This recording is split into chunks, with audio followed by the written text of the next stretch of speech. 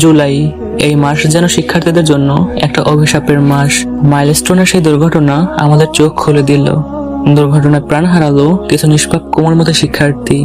তাদের ছিল না কোনো অপরাধ, ছিল শুধু স্বপ্ন আর রঙিন ভবিষ্যৎ। তাদের হাতে থাকার কথা ছিল রঙিন খাতা, কাগজের প্লেন, কিন্তু ভাগ্যের সেই নির্মম পরিহাসে আজ সেই শিশুদের নাম এসেছে সংবাদে, তা আবার মৃত্যু পরিচয়ে।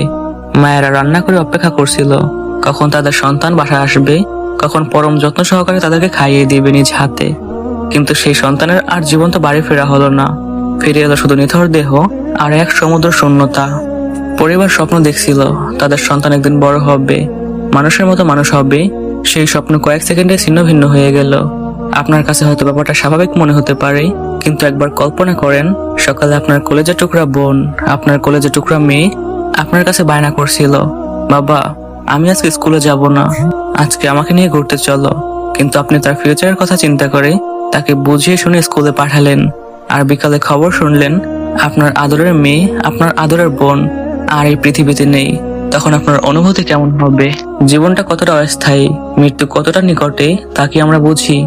আজ স্কুলের ছাত্রছাত্রী, কাল আমরা, পরশু হয়তো আমাদের আপনজনেরা চলে যাবে। তাই চলুন আজ এই মুহূর্তে একটু থামি। আমার প্রিয়জনের সাথে যদি এটা হয় শেষ দেখা, তবে আমি কি প্রস্তুত চলে যাওয়ার জন্য? আমরা সবাই দোয়া করি আল্লাহ যেন নিহত শিশুদের জান্নাত দান করেন, আহতদের দ্রুত সুস্থতা দান করেন এবং তাদের পরিবারকে এই কঠিন সময়ে ধৈর্য ধারণ করার তৌফিক দান করেন। আমিন।